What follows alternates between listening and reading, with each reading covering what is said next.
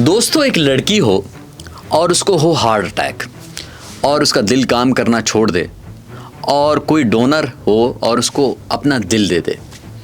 जब वो लड़की सरवाइव कर जाए इस पूरे एपिसोड में, तो लड़की के दिल में एक अजीब सी ख्वाहिश बने कि जिस शख्स के दिल से आर्गन से मैं आज ज़िंदा हूँ, जिसका दिल मेरे सीने में धड़क रहा है, मैंने उस आदमी को जानना है, मैंने उसके ख़ानदान को जानना है, मैंने उसके पूरे इलाके को जानना है, मैंने उसकी ज़िंदगी की कहानी जाननी है।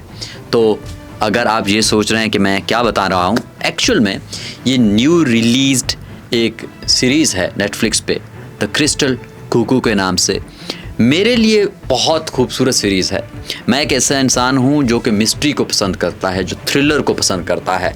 मेरे सामने ऐसा होता है कि ऐसी कुछ सीज़न आ जाए, बिंज वॉचिंग करता हूँ मैं, आ जाए और मैं बिल्कुल अपने सोफ़े से इधर उधर ना हूँ, मैं देखता रहूँ। तो मेरे लिए द क्रिस्टल कुकू इस तरह का सीज़न है। अगर आपको मिस्ट्री पसंद है, अगर आपको सस्पेंस पसंद है, अगर आपको जो सुलझे हुए केस पसंद हैं, उलझे हुए केस सुलझाना आपको पड़े, तो इसके लिए अगर आप ज़्यादा इंटरेस्टेड हैं तो ये वाला सीज़न ज़रूर देखना है। अब मैं आपको ब्रीफ सा बता देता हूँ कि सीज़न में है क्या। एक कैरेक्टर है मेन, क्लारा, वो डॉक्टर होती हैं और डॉक्टर होने के साथ साथ एक दफ़ा ऑपरेशन थिएटर में उसको आ जाता है हार्ट अटैक। तो उसके बाद 4-5 एक महीने में वो कोमे में रहते हैं और उसके बाद उसका हार्ट ट्रांसप्लांट किया जाता है। तो डोनर होते हैं और उसको एक किसी का लगाया जाता है हार्ट। अब बात ये है, 1-2 महीने गुजरते हैं, जब वो रिकवर कर जाती हैं, सेहतमंद हो जाती हैं, तो अपनी दोस्तों को वो कहती है कि मुझे बताएं वो डोनर कौन थी। तो उन्होंने कहा है कि मुल्क के कवानीन ऐसे हैं उस कंट्री के, उसमें डोनर की आपको इन्फॉर्मेशन नहीं दी जाएगी कि मतलब डोनर कौन था, क्योंकि वो कॉन्फिडेंशियल है। लेकिन लड़की बज़िद होती है कि मैंने वो डोनर को ढूंढना है। तो जनाब उसकी सर्च स्टार्ट होती है। तो सिर्फ उसके दोस्त इतना हेल्प कर लेती है कि वो कहती है कि वो जो जिस डोनर ने आपको दिल दिया है वो डोनर लड़की नहीं लड़का है जनाब। तो फिर उसका दिमाग तेज़ होता है, वो सोचती है क्योंकि अगर किसी ने दिल डोनेट किया है तो उसकी डेथ कोई देर तक तो नहीं हुई, क्योंकि आप नेक्स्ट 24 से 48 घंटों के अंदर दिल को ट्रांसप्लांट कर सकते हैं दूसरे इंसान में, ज़्यादा देर तक रख नहीं सकते। तो उसके बाद उन्होंने देखना स्टार्ट किया, एक मखसूस डेट निकाला जिसमें उनका ट्रांसप्लांट हुआ। उन्होंने कहा कि मुल्क में, इस शहर में कहाँ, क्योंकि मुल्क में तो नहीं हो सकता, शहर में ही होगा क्योंकि 24 से 48 घंटे हैं, तो कहाँ कहाँ पे एक्सीडेंट हुए। पहले उन्होंने देखा कहाँ एक्सीडेंट हुए, कुछ लोगों के एक्सीडेंट हुए वो वहाँ पर ही मर गए। उन्होंने कहा नहीं, ऐसा नहीं हो सकता क्योंकि लड़कियां तो पहले निकाल दी, लड़की तो है नहीं, है तो लड़का। उसने कहा कि फिर जिन्होंने एक्सीडेंट हुआ, जो सर्वाइव भी करे हों, जो अस्पताल में मरे हों, क्योंकि जो साथ में मर गया उसी जगह पे दिल किसी काम का नहीं है। फिर उसने अपने सर्च को बढ़ाते बढ़ाते कंक्लूजन पे उसको एक बंदे का डाटा मिल जाता है। अब डाटा मिल गया तो उनके घर तक कैसे रीच करें।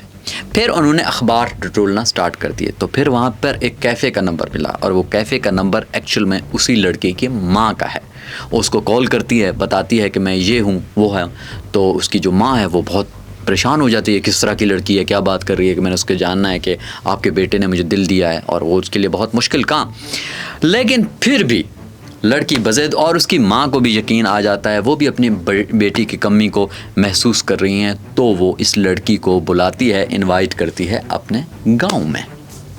सो जनाब जैसे ही लड़की इस शहर से गांव चली जाती है तो ये कहानी बहुत इन डिटेल हो जाती है, कहानियों के ऊपर कहानियाँ। आपको नहीं पता होता कि घर में माँ सच बोल रही है, उस लड़का जो डेथ हुआ है क्या उसकी डेथ हुई है या उसने सुसाइड की है। एट द सेम टाइम उस लड़के का जो अब्बू है वो पिछले 20 सालों से गुम है, क्या वो गुम है या उसको कत्ल कर दिया गया है।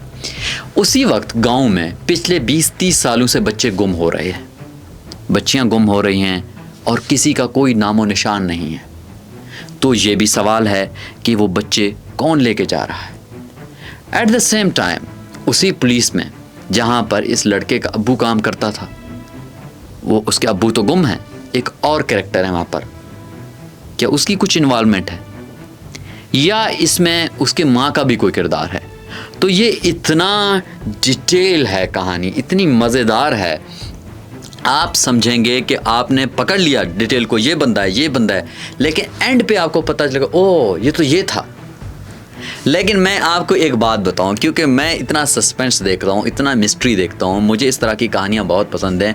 मैं आपको यकीन दिलाता हूं, अगर आप स्मार्ट हैं, अगर आप सीजन्स को पकड़ते हैं और अगर आप डिटेलिंग में देखेंगे, दो जो कातिल है, जो मेन है नेगेटिव, अगर आप देखेंगे तो आपको पहले ही एपिसोड में पता चलेगा।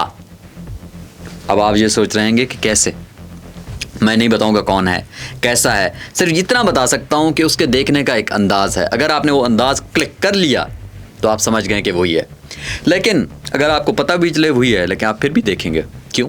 क्योंकि ये कहानी इतनी है कि आपने कैसे, आप कहेंगे कि अगर किसी ने कहा है तो कैसे किया है, तो ये भी बहुत मज़ेदार है।